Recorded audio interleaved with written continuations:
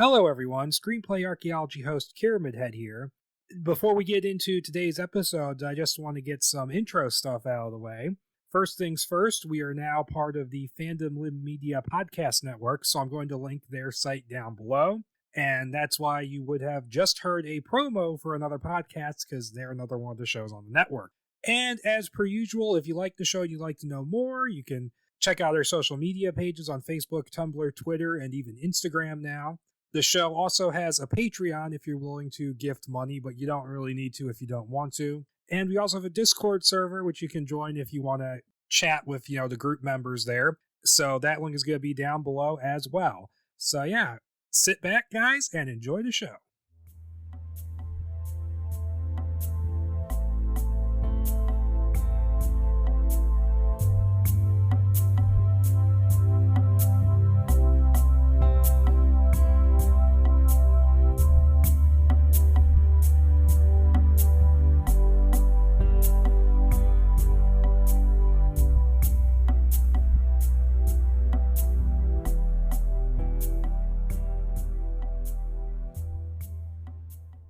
Alright everyone, hello and welcome to a new episode of the Screenplay Archaeology podcast. I'm your host KiramidHead, and today I'm bringing you the second part of my 4-month anniversary celebration where I look at what I consider to be some significant or interesting unproduced projects. The first one was Dune.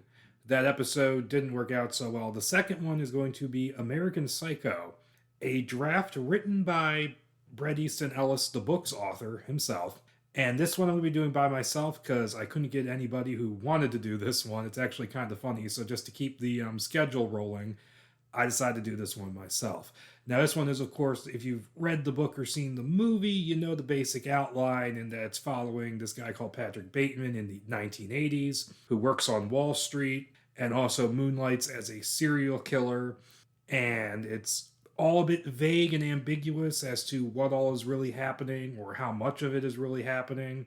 And basically works as a cutting satire on 80s yuppie culture. So that's essentially what the story is about, which is, of course, not really doing it full justice, but that's what we do here. We kind of wing shit. But and so this version is interesting because so the book comes out in 91, and I have read the book. The book is honestly very good. It's been a long time since I've read it. I think I read it twice, so I got a strong stomach. And it is just a bewildering and interesting look through the perspective of an absolutely insane and superficial individual. Because the whole thing is like, there's violent scenes, sure, and they do get very gut-wrenching, and we'll get into a little bit of that as we go along. But a lot of it is just endless descriptions of clothing that apparently, if you know what that clothing actually looks like, it's completely ridiculous and everybody's wearing mismatched outfits. And describing what people are wearing, what people are doing, describing Patrick's regimen every morning in insane detail. And then you get things just they'll talk about these restaurants they're going to that all have these very odd sounding names and have these very unappetizing sounding food that everybody is obsessed with because it's the trendy thing. It's very interesting just how it barrages you with all those details and kind of lulls you into just this kind of what even is this? And then boom, a violent scene happens and you're like, oh god. And then the film that was eventually made with Christian Bale is also very good. I think it's not one of my favorites of all time. That, of course, was my introduction to the story. But, directed by Mary Harron. It's a very good movie as well. It's a good adaptation of the book. It gets the ideas in there. And I think part of the reason why it kind of hit the way it did, though, is because I think a lot of people looked into it, they maybe rented it, because this was when DVD was getting big, and they picked it up, watched it, thinking it was going to be a horror movie, and they got this kind of deeper, kind of more thoughtful level of satire than I think people were expecting. I think that's why it's a film that kind of stuck with people. But but the development of the film actually goes back to, after the book had come out. Ellis talks about in this interview about, there's a couple different interviews I'm kind of pulling from about how he didn't think anyone would actually want to try and make it into a movie. And he didn't think it would be as big of a thing as it was. He kind of thought the book would be controversial, but niche was kind of what he was saying in here. He just wasn't expecting it to be the story that anybody would really want to pick up. But then this producer, Ed Pressman, who's behind a lot of big things, like he was the guy who got the development rolling on the first Conan movie, even though he got kind of kicked upstairs in an executive producer position. He was the big champion of the Crow movie, among other things. And he picked up the rights, and there was interest from Johnny Depp to star at the time, which that could have been very interesting and would have been insane to think about in hindsight. Considering, kind of the image of Johnny Depp people have now, it would be kind of weird to look back at it if he had done it. And they apparently had conversations with Stuart Gordon to direct, but Ellis didn't think he was a right fit, and that eventually didn't end up happening. And so eventually in like 92, 93-ish, you get two people attached. You get Brad Pitt attached to star, who was a rising star at the time. He hadn't quite popped off yet. He didn't become like a big name until I think Legends of the Fall, which would have been in '94. But he had done stuff till then. He had notable kind of like bit parts and stuff like Thelma and Louise, and True Romance is another one where that's actually like a really great early role from Brad Pitt. And to direct, they brought in David Cronenberg. Of course, everyone knows David Cronenberg. And that was interesting. And what's interesting is that he makes a certain number of demands because, Ellis gets brought in to write the screenplay himself. And they ask him about it in this interview with Movie Line. And he says, David told me, I want to make this movie, but I don't want any scenes in restaurants. I don't want any scenes in clubs. I don't want to shoot any of the violence. It's like, why no scenes in restaurants or clubs? That's half the movie. And then Ellis continues, because he said they're very difficult to shoot. They're static, they're boring, people are at a table, you can't really do a lot with it. And he also said, I don't want to shoot in restaurants and clubs. I want the script to be about 65 to 70 pages long because it takes me about 2 minutes to shoot a page. I don't do a minute a page, I do 2 minutes a page.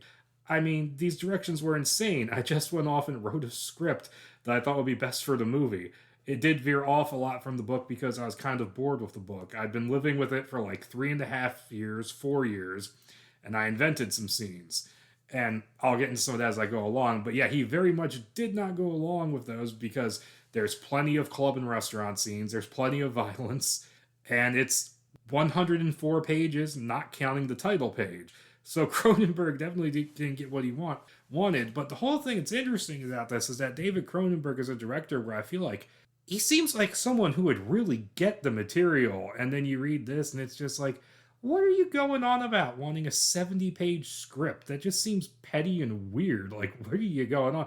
And I have a lot of love and respect for David Cronenberg. Man's made some great fucking movies, but like, you read that and it's like, really, David?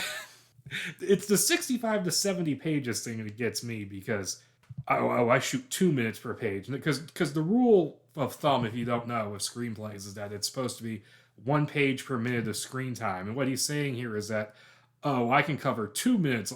I can shoot 2 minutes off a single page of script. And it's like, what? You're just throwing out screenplay conventions entirely because you can? I mean, like I said, I love the guy, but I don't understand what he was going for here. I'd love to hear his side of this, but we don't have his side.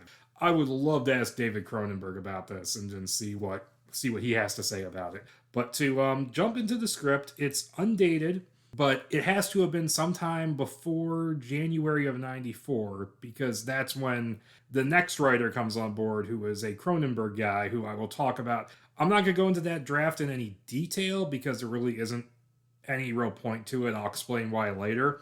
But he comes on in January. His first draft, I think it's labeled, is January 30th of 1994. So this has to be sometime in '93. Is my thought. And so you get this nice sort of standard title page, but no date or draft information. And it opens on a yacht circling Manhattan with a POV shot doing lines of coke off a Les Miserables poster in the bathroom, which that is just the perfect image of the 1980s. Coke and Les Mis. How can you go wrong? And the POV leaves the bathroom, making its way through an election night party. So this is late 1988. It's when George H.W. Bush was elected president. And he asks someone where Paul Owen, he basically asks the question to the room where Paul Owen is, and someone points up some stairs. And that's something I have to point out about this script is that it maintains all the names in their original form. Because in the movie, and this is something movies do, like not a lot, but it happens often enough where I kind of wonder why it's a thing, where they will very like they'll like change character names for seemingly no reason to something like very close. Like Paul Owen ended up becoming Paul Allen, and Tim Price ended up becoming Tim Bryce. And I've never really. There's stuff like the other one that I think of as the original movie version of The Haunting, where characters will have very similar names that are just slightly off from what they are in the book, and I've never really understood the purpose of that. But so he goes up to the deck, grabs a sword from the side room, there's just a sword, and hacks two people at the back of the boat to pieces with it before throwing their bodies and the sword overboard. And the POV walks back through the party, a Madonna song playing. Like, I keep pointing out the music in this because, like, it's very specific what the songs are throughout the script, and some of them are very funny. And passes off the blood as sweet and sour sauce as he makes his way back to the bathroom. And the person's like, oh, low rent, they got Chinese food. There's going to be a lot of me just describing stuff and kind of chuckling at it. And, he washes his face, and we seeing a hand float by the porthole. This whole sequence is a brand new sequence that has been added. I don't recall this being in the book, but it is one hell of an opener. Just a POV sequence of Patrick Bateman hacking people up with a sword. I mean, that's bound to get attention. It kind of makes me think of a much kind of funnier and more ridiculous version of the opening of Halloween, whereas that's like intense and kind of disturbing. This is like, okay, that just happened, but it fits. And so we then get introduced to Patrick Bateman properly as he arrives at his fiancée Evelyn's apartment for dinner. She gives him crap for being 5 hours of late and seems to be flirting with Tim Price, who looks just like Patrick. That's a running theme in this, is that everybody looks exactly the same. Nobody knows who anybody is. That's a theme in the book as well, and it is in the movie. And to its credit, one of the things Bret Easton Ellis says about the movie is that he feels like, there's supposed to be a certain level of ambiguity, and that's kind of lost when you're doing it in a visual medium.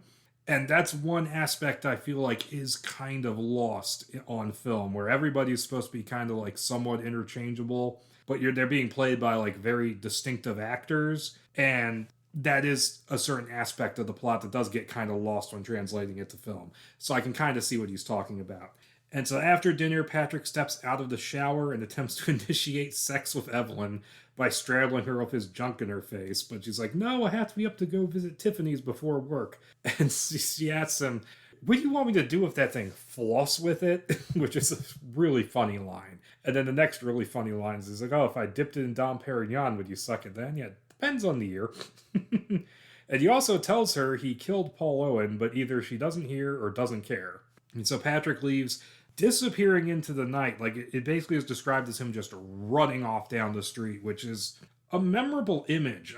I'm imagining how Cronenberg would shoot that, and it would be pretty interesting. And the next day, we get introduced to his lavish apartment, and this is one of those musical choices that I think is very funny. While The Lion Sleeps Tonight plays on his CD jukebox. And he's like dancing to the music while brushing his teeth with blue gel on his face and pink rinse in his hair. That's just a fucking hilarious image. I mean, and it's actually an interesting choice too lyrically, because you get that line about the verse about the lion in the peaceful village, and I'm like, I've always thought that line was kind of more ominous than the song really seemed to realize. Why would the lion be in the village? That's not a good thing. And it fits that he's this kind of lion amongst people. He's like kind of like a lion kind of in plain sight of this village that is New York City. He then checks the news for something before turning it off disappointed, because he's looking for reports of his boat slaughter. And Patrick goes to work at Pearson & Pierce on Wall Street and talks to his secretary Jean, who loves him. It literally just describes that in the description. It doesn't show it too much through it. I mean, it just throws that in there. And he has her cancel and make different appointments, telling her to just say no and asking the reason for a cancellation. And that's another thing that's missing here is the first-person POV of Patrick Bateman, because that's something that's in the movie. The book is basically one long stream of consciousness from him. And the movie kind of interprets that as like voiceover narration over the scenes. This doesn't do that. This elects to just kind of show everything, which is an interesting change. It puts you at a remove from the character in a certain sense, which, I mean, Ellis has said he was bored with the material, so I don't know if this is just him fucking around or not, is the thing. We'll get to the point that's definitely just him fucking around, because there's a few of those. But it's an interesting choice to kind of just treat it like a movie that we're just seeing things happening. And so Patrick also has Jean get him a San Pellegrino water. And when she asks about the stains on his coat, he passes it off as something the designer did. That is very funny. I don't remember if that's in the book, but that sounds like something he would do. And then Paul Owen himself enters Patrick's office very much alive and wanting to know if he and Patrick are still on for tonight, with Carruthers and Price at doo-doo-bah and looking just like Patrick, of course. And he leaves before Patrick can say anything because he's too busy choking down a scream. This is a running theme in this script of Patrick thinking he's done something and then something kind of like jars him and has him freaking out a little bit. Like he goes on, he has many freakouts in this. And Gene walks in with his water and he passes off his distress as a result of his non existent morning aerobics class. And we then go to that night where Patrick, Paul, Tim, and a new addition to the group, Louis Carruthers, are coming out of Doo-Doo-Bah with Tim griping about the food. And it's like, I have to like look this up because the food he describes sounds fucking hilarious. The Salvadorian rabbit tomatillo suck. Shit, what did you want to eat? California cuisine? Yeah, that sounds awful. That's the thing I remember from the book the most is, aside from some of the violent scenes, is that I remember the food all sounding just awful. The one that sticks in my head is the fucking red snapper pizza. What even is some of this stuff? And I have no doubt it's based on something real that like existed at one point because fashionable food is just fucking weird. And so Tim and Paul takes note of a bum sitting outside. Like he notices that he basically notices that there's like homeless people everywhere. And so they get in the cab, and after Patrick implies to Tim that he thinks he's having an affair with Evelyn, Tim just says, "Hey, you look puffy. Have you stopped working out?" And then Patrick just goes off on a tirade talking about all his workout stuff he's done.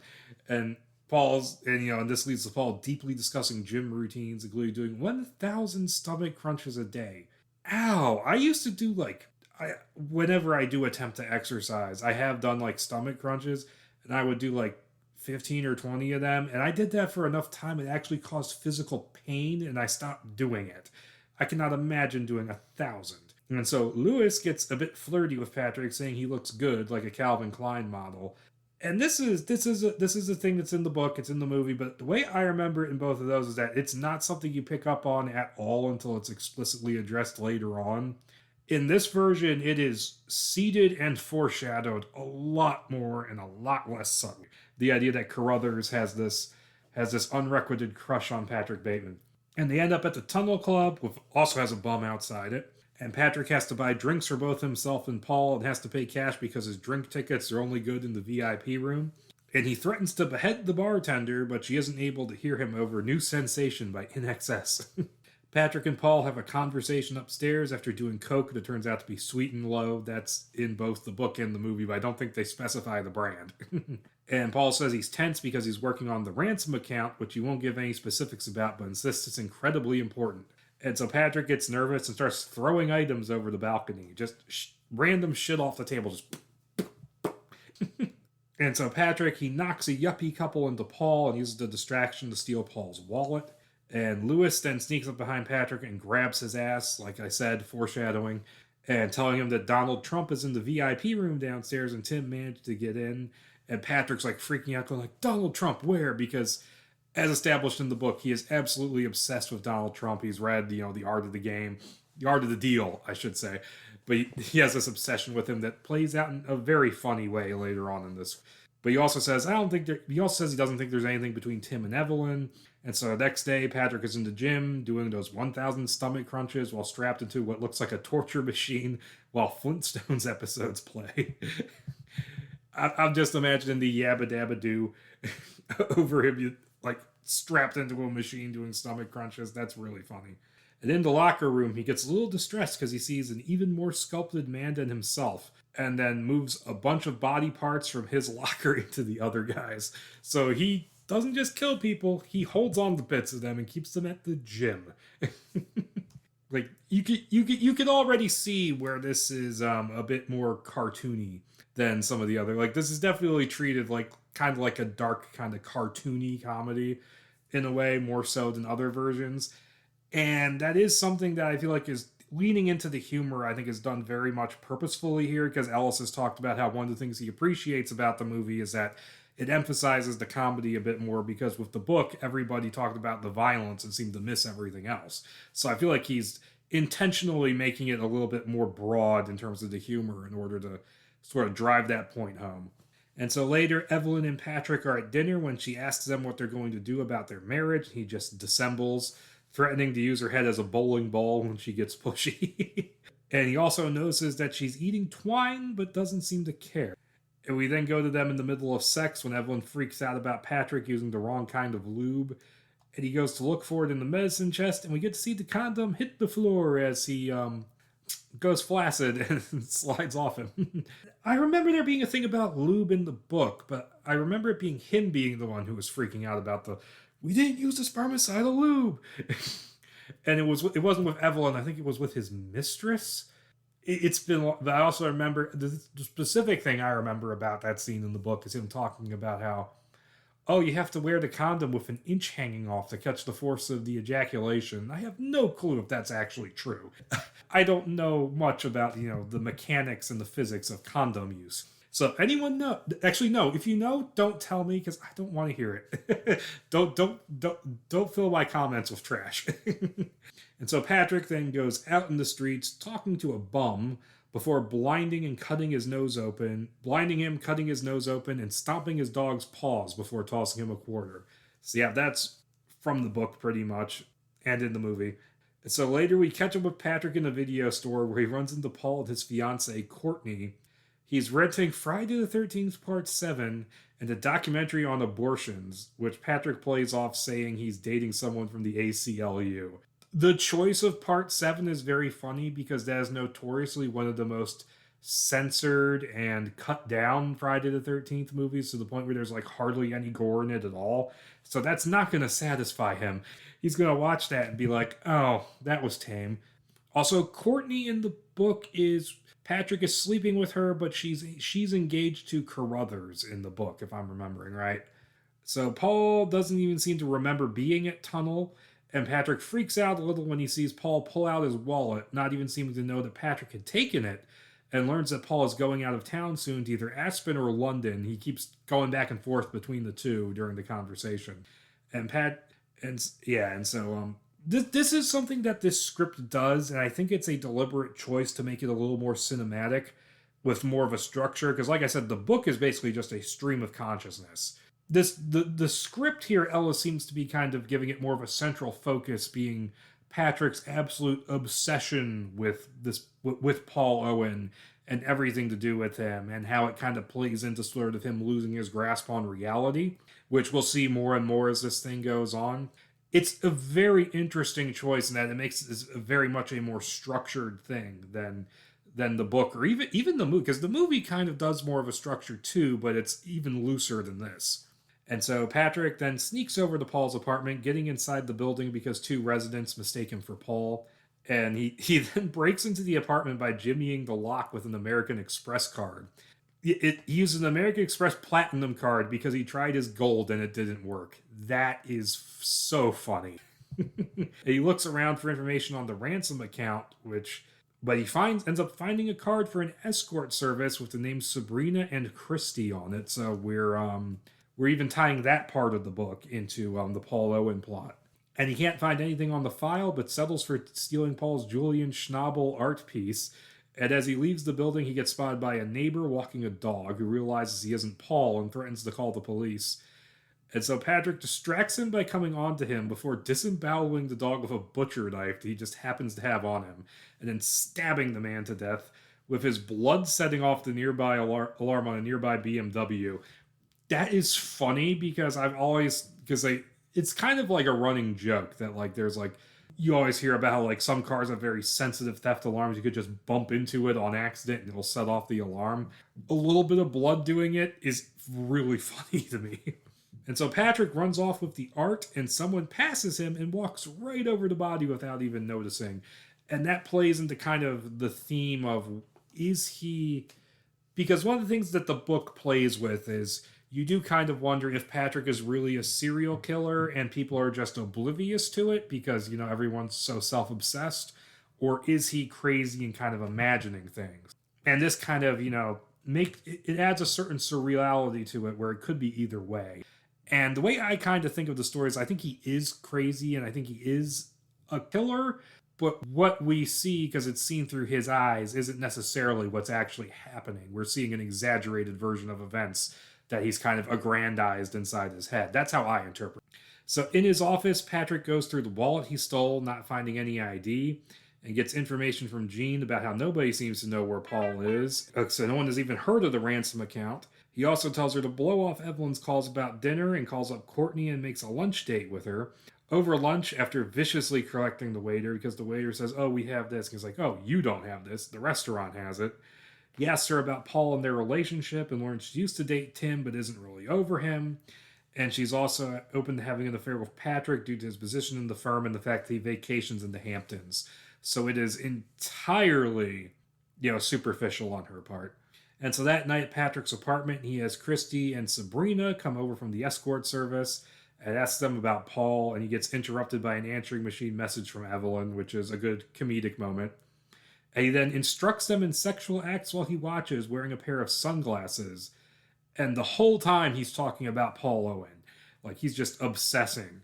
He's talking about Paul the whole time, which makes you kind of wonder about, maybe it's not the women he's interested in. But once he's ready to take part, he opens a drawer, and I wrote down everything.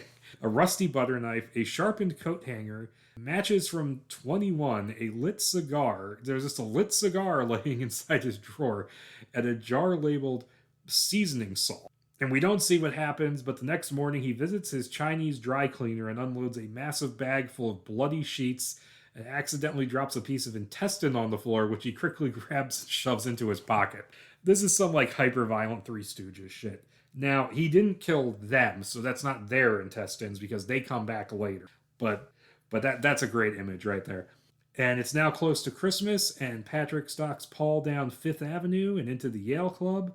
After getting mistaken for someone else and saying, oh no, I'm Cliff Huxtable, the guy goes, okay, Cliff, see you later. That hits differently, considering Bill Cosby. And he thinks he spots Paul heading into the men's room and goes to strangle him at the urinal. Only it's Lewis who thinks Patrick is coming on, who thinks almost strangulation is a come on. That's something that's always like, is that really what's happening in this scene, or are we not seeing what's really happening? That's something I always have to wonder about. So he reveals his crush, tries to make a date with him, and Patrick just flees into the building because he's completely disgusted. And later he arrives at a brownstone for a Christmas party. Evelyn is upset, waiting outside for him as he's late again. They run into Tim at the party, and soon Courtney and Paul show up, and Evelyn and Courtney clearly hate each other, and apparently Tim has told Evelyn that Courtney has chlamydia. It's like, oh, so you don't have chlamydia, is something that Evelyn says to her. And Paul tells Patrick he never left town and that he's booked solid until February for lunch meetings. And Evelyn eventually gets annoyed at Patrick and walks away, and Patrick has to duck into a nearby room to avoid Lewis. He pops a VHS into the player, which is a weird sex tape involving mice, then flips it to CNN where there's a report about, the killings on the boat being found, but they're difficult to identify. And he then looks down at Paul from a railing, making a finger gun motion like he is Charles Bronson in Death Wish. And so later on, Patrick watches Paul from outside his office and makes a call pretending to be Tim Price and says it's about Courtney and insists they meet tonight at 9 at Poon Cakes. There is no way that pun is unintentional. That's not even a pun. That's just, you literally took poon and added it to cakes instead of pancakes. We then see Patrick at his apartment laying out newspapers all over the floor around a chair in the middle of the room. And so he then meets with Paul at Poon Cakes, which is almost empty.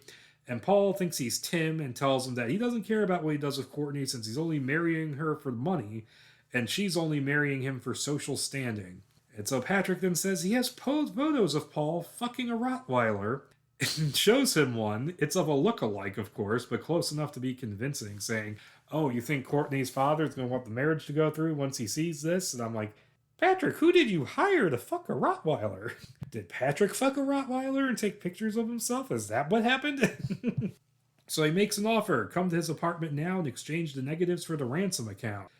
And Paul comes with, and Patrick takes him up to his apartment and hacks him to death with an axe, dragging his body downstairs past a disinterested doorman in a sleeping bag. He passes Lewis and a Japanese woman outside who are both oblivious and hails a cab. And the cab driver sees the bag and is like, I'm not driving to LaGuardia. And he's like, no, go to Tribeca. And so Patrick takes the bike to Tribeca. It's a tiny studio. It's like an abandoned building, basically, that's decorated with flesh masks, Trump posters. I'm not touching that one with a 10-foot pole. Pentagrams, magazine ads, all this other stuff. He basically has a nutty kid. He places the corpse in a tub and pours lime over it while listening to Hip to Be Square. So that's in this version. Now, in the book, he does talk about Huey Lewis in the news. That's basically there's like 3 or 4 chapters in the book, which are just lengthy music reviews. I think in one of them he talks about, because it's the 3 that are in the movie, shorter versions in the movie, but they're in the movie. And I think there's a 4th one that's he's talking about Sting. I could be wrong. But so the next day at the office, he spontaneously asks Jean out to dinner as well as to a Milli Vanilli concert, whom he calls Milla Vanilla at first. And so after the date, he walks her home, and outside her apartment building, he spots a monkey in an Armani suit get out of a cab and walk away into the night. That's a running thing that's going to happen a few times. He then makes excuses not to come inside, and they kiss goodnight, with Patrick running away almost in fear after she leaves the building. And so the next morning, the scene's also hilarious. Patrick is in his kitchen juggling Japanese apple pears and dancing to Psycho Killer by the Talking Heads because he's so happy he got rid of the Paul Owen problem. And then a report comes on CNN saying that one of the boat victims has been identified as Paul Owen. And he just freaks the hell out, almost screams, backs into his fridge. And after he heads into work, Patrick raids Paul's office and file drawer, taking a file labeled ransom. He brings it to his own office, opens it up, but finds it only contains many, many pictures of clowns.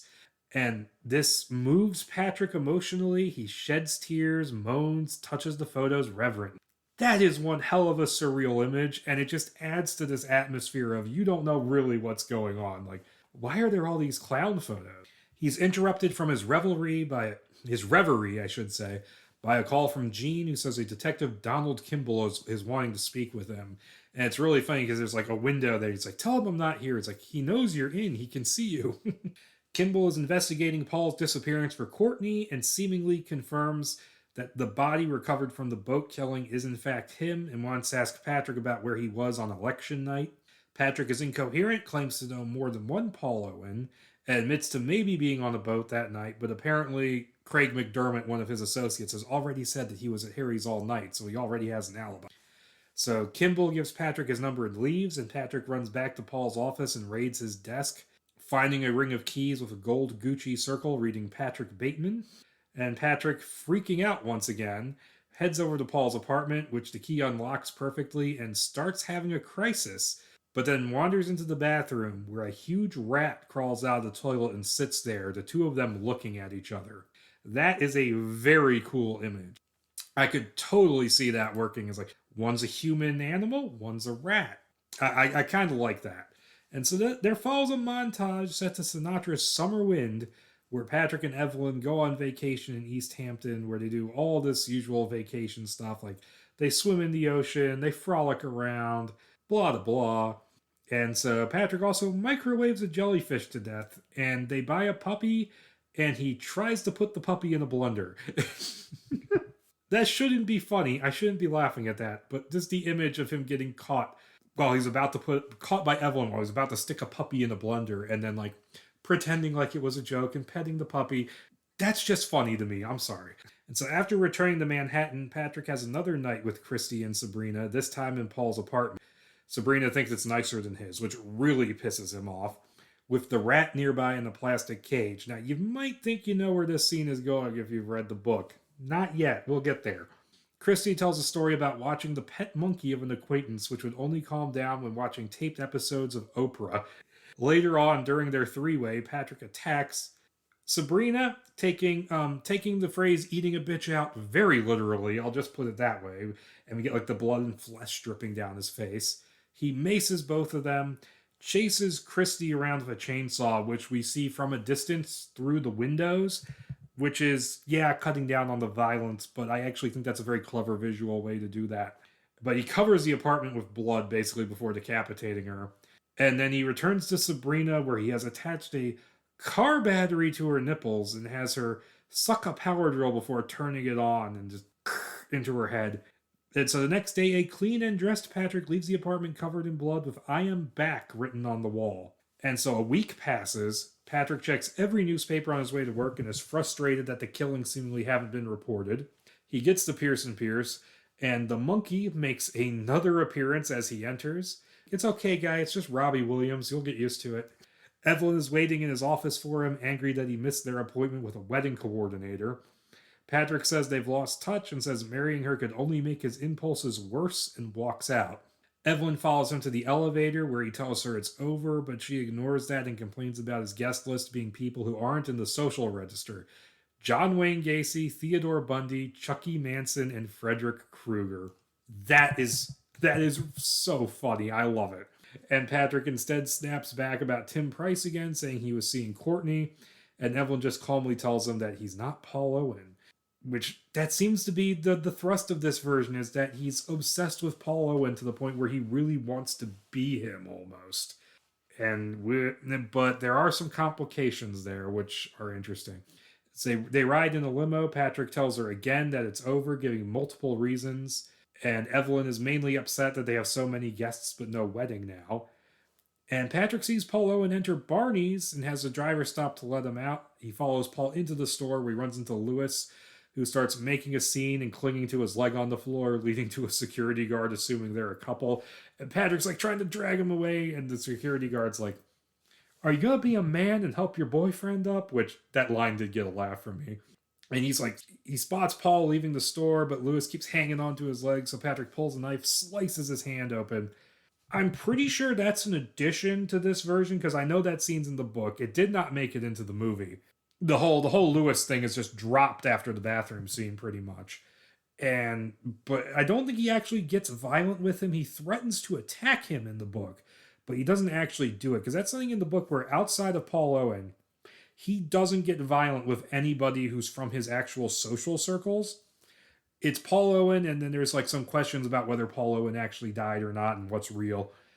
But it's pretty much, people know, but it's pretty much prostitutes, bums, random people on the street. It's never anybody he knows, at least from what I remember. And this seems like this seems to be a thing that's in here to make you wonder, is he really a killer or not?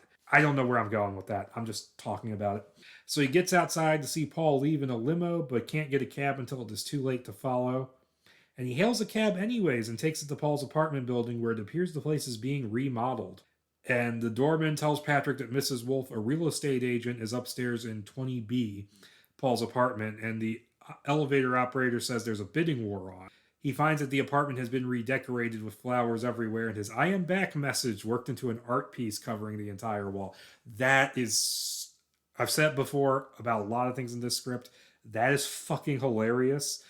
I kind of wish that was in the movie, because I don't think it is. And so Mrs. Wolf walks up to Patrick, insisting that Paul Owen never lived there, and when Patrick asks what happened, she says she thinks he already knows and tells him to leave and not make any trouble. And this is a scene which kind of is one of those things where there's multiple interpretations. Either nothing happened in the apartment and Patrick was just imagining it, or something very much did happen there and the real estate agent is kind of an American psycho in and of herself, and that she's covering it up so that she can make money off the apartment. Both are interesting and valid interpretations. I think this one kind of leans a little more towards maybe it did happen because of that specific line there. But but once again, it's an interesting interpretation.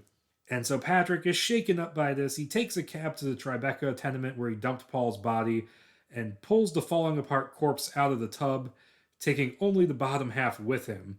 He retrieves the wallet from its pants pocket, and blinking through tears caused by the lime, he makes out a name on the driver's license that says Patrick Bateman. And this is the moment in the script where you're just going, what? Because this is a new edition.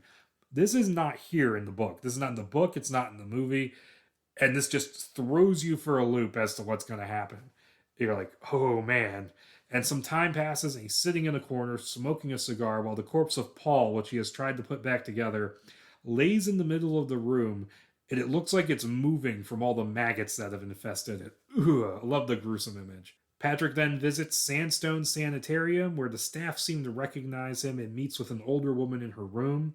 a woman visible in one of the pictures in Paul's apartment.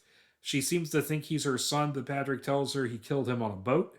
She says that can't be true as he has visited her several times, including just yesterday, and had Courtney with him. She then asks Patrick to prove he isn't her son, and when he spots a picture in her room that looks just like him, he admits he can't and starts crying and gives her a hug. There is a scene like this in the book where he goes to Sandstone Sanitarium, but there it's pretty upfront about the fact that it is Patrick Bateman's mother. This whole confused identity thing is something that's been added to the script to kind of, I'm assuming, to give it more of that centralized narrative around Patrick sort of losing his grasp on reality. But in the book, it is just his mother who is in an asylum. Suddenly, Patrick is at Courtney's apartment building and shoots the doorman when he says she's not in. He kills one of the residents but lets a woman live when she says who made her mink because he approves of that fashion designer apparently. He then raids Courtney's apartment, finding nothing there, and leaves the building, spotting Paul leaving in a limo. But we don't see him this time, only Patrick does. He kills a cabbie and chases the limo down in the cab, which gets some police attention, and all three parties in the chase plow into civilians with no hesitation. And Patrick eventually crashes the cab into a Korean deli, killing the cashier, and takes off on foot. And this is a sequence where I think no matter what interpretation you ascribe to of the story, there's a similar sequence in the book and the movie. But I think this is just a point where it's just totally fantasy. Maybe a little real things, maybe a couple things really happen, but it's totally fantasy for the most part.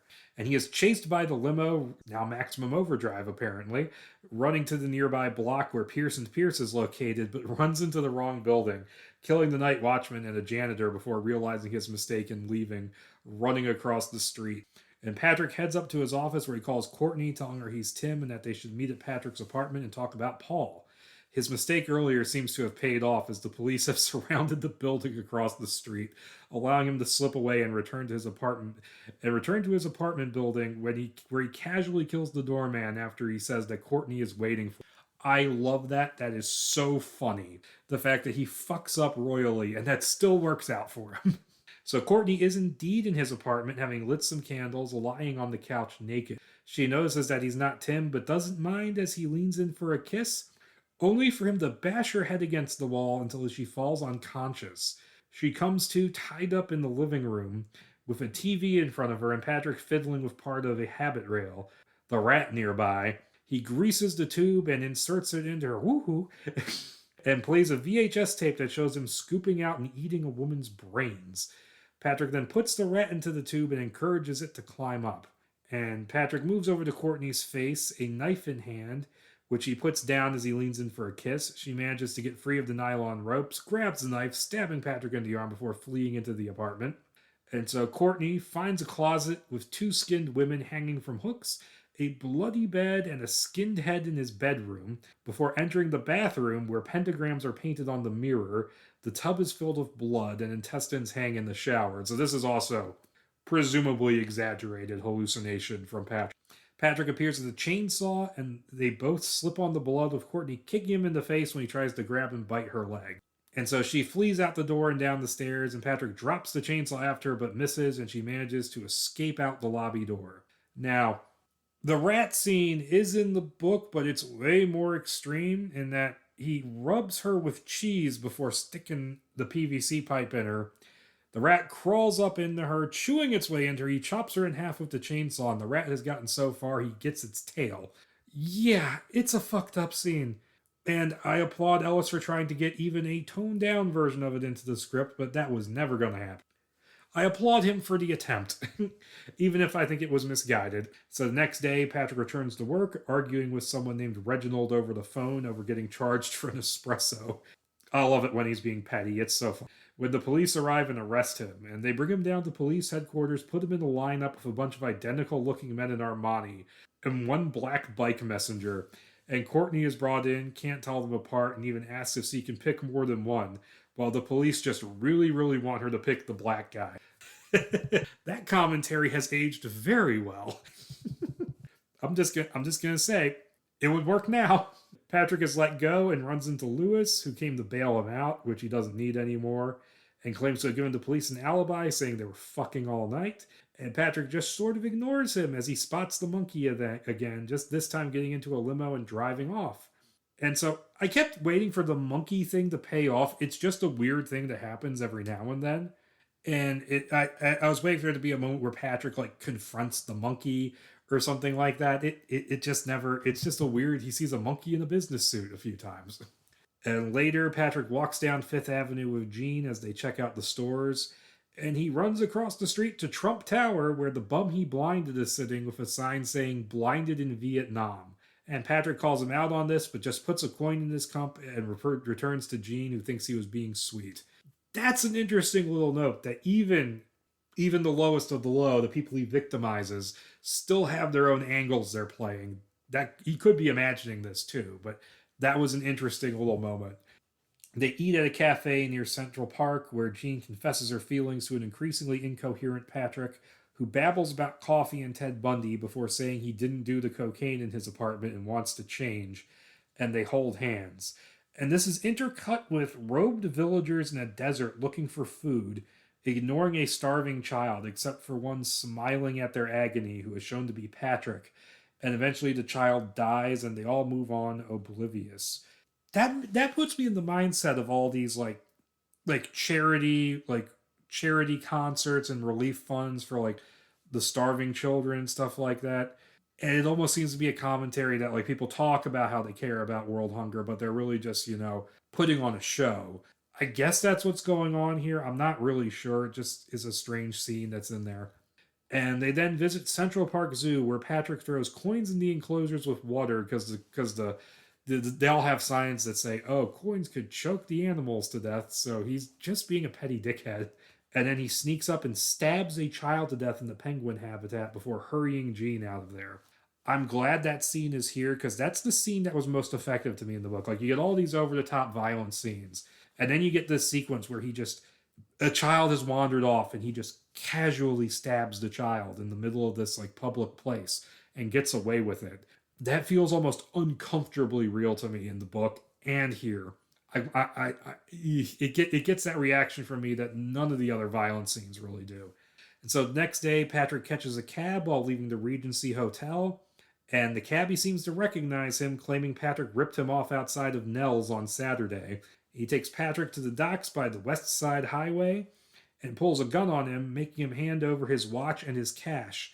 Patrick says the cab driver is a dead man, but he responds that Patrick is a yuppie scumbag and asks him which one is worse and drives off. I believe this scene is in the book. I believe it plays a little differently, but it is in the book. And so Patrick picks up his now empty wallet and checks the ID inside. The picture is of him, but the name says Bruce Ashley Taylor. Not only is this a great what the fuck moment where you don't know what's happening, Bruce Taylor is who the book is dedicated to, and he was a childhood friend of Bret Easton Ellis. That some of the personality traits were kind of like, so there were certain little things, certain little aspects of him that were put into the book, and so the book was dedicated to him. Even though he said, "Please don't do that, Patrick. Please don't do that to me, Brett. People are going to hate me for it," or something like that. But yeah, so that's a nice little reference there. And so Patrick starts to sadly walk away, but then the sun comes through the parting clouds. This is the thing I knew about the script before I read it. And he starts to dance and walk while lip syncing to Barry Manilow's Daybreak, which plays over the scene. It continues in a flower market where a crowd starts dancing with him to the front lawn of a children's hospital of crippled children, down Fifth Avenue where Patrick rides in a horse and buggy waving at people, in front of Trump Tower where he shakes hands with Donald Trump. Not going to touch that. Central Park where he chases after balloons, a boat in New York City Harbor where he salutes the Statue of Liberty a la Barbara Streisand, while a crowd dances behind him, and finally the top of the World Trade Center where he dances with the crowd. As the song finishes, the camera spirals away from them, further up and away until Manhattan is obscured by a gray haze, and it ends. That is one hell of a weird ending, and the idea is that in that moment where he discovers that ID, this is him completely losing his grasp on reality and just giving into the fantasy. I think that's what it's meant to represent in terms of the story. Now, Bret Easton Ellis in that interview describes this as being basically he describes it as being emblematic of the fact that he was just really bored of this story because he had lived with it for like 3.5 to 4 years at this point, writing the book, getting it published, all the controversy going on, and that it was just him kind of like farting around. But I think it fits the theme of what's going on here. It's weird and random, but the whole idea of him just finally losing his grasp and just skipping off into a fantasy like this kind of fits the character in a sense. And I think it does work. In fact, I'm going to pull up that interview again.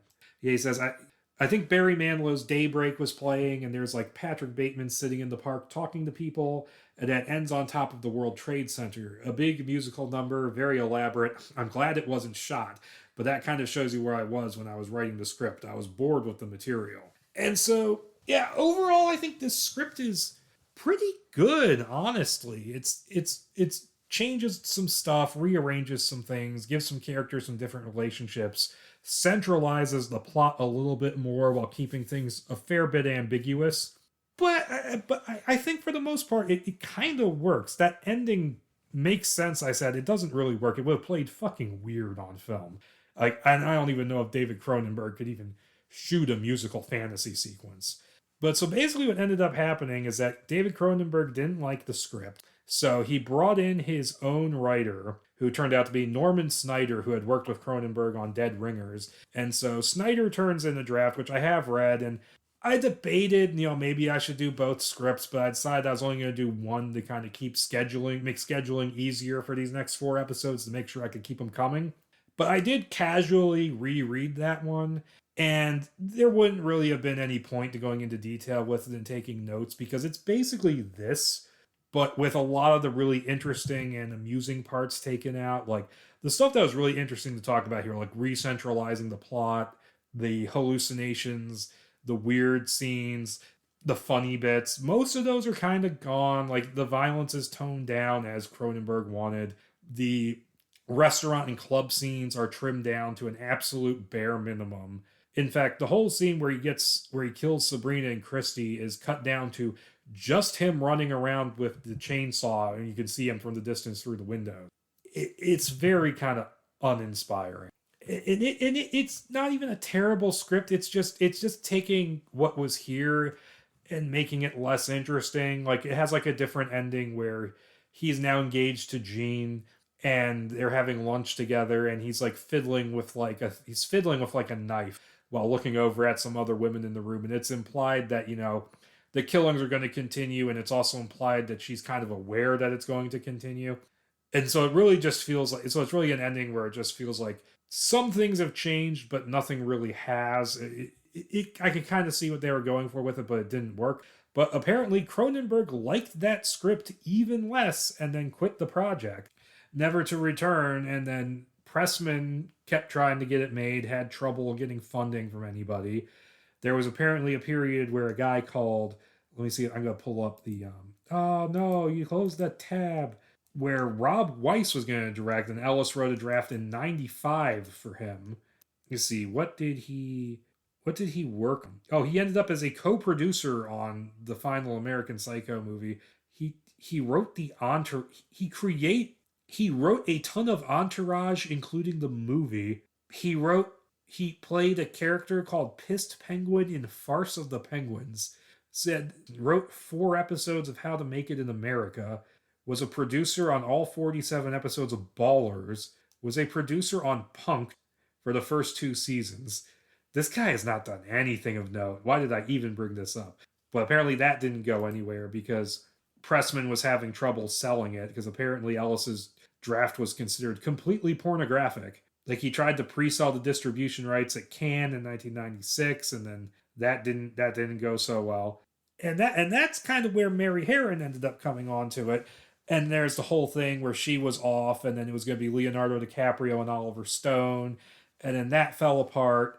And I do have a script that it used to be pointed out on all these wiki pages that it was a script by Matthew Markwalder that those two were going to use. And I have a script by Markwalder, but that reference has kind of disappeared from the internet. I don't know what happened there. That script is weird. I might talk about it. It's really long, though. Like, it's a very odd spin on the material. I might talk about that later, but eventually that fell apart because, officially, because DiCaprio and Oliver Stone couldn't agree on the direction. So, but there's also this long-standing story that Gloria Steinem warned him off it. So he ended up going on to do The Beach instead, which it's a good thing he made The Beach because that's the movie that kind of that's kind of a transitional movie in his career that kind of led him to go like, okay, I have to make like real movies now. I can't just coast on being like a teen idol. But so and so the movie and then the movie ended up getting made with Christian Bale and Mary Harron and was very good. So the Bret Easton Ellis draft, I think it's quite an interesting read. Mary Harron herself read it and she said, it was good, but I don't think it would work as a movie. I kind of sympathize with that because there's certain things in here I don't know how you would film. Like everybody looking nearly identical would be very difficult to pull off. Some of these weird moments, like the monkey who just shows up a couple of times, if the monkey paid off, I'd be all for it. But that's just like, oh, there's a monkey in 3 scenes. Why is there a monkey? But I think it was an interesting read, and if Cronenberg had tried to make this, I don't know how well it would have worked, but I think it would have been at least interesting to see. Cronenberg and Brad Pitt working on this could have been an interesting movie. I have to say that, but that's life. It wasn't meant to be, and we got a very good version anyways. So I can't complain. And so that was the Bret Easton Ellis version of American Psycho. Hope you guys enjoyed this episode. Hope that me doing it by myself was good enough for this anniversary project. And until next time, guys, which should be a really interesting one too. Bye.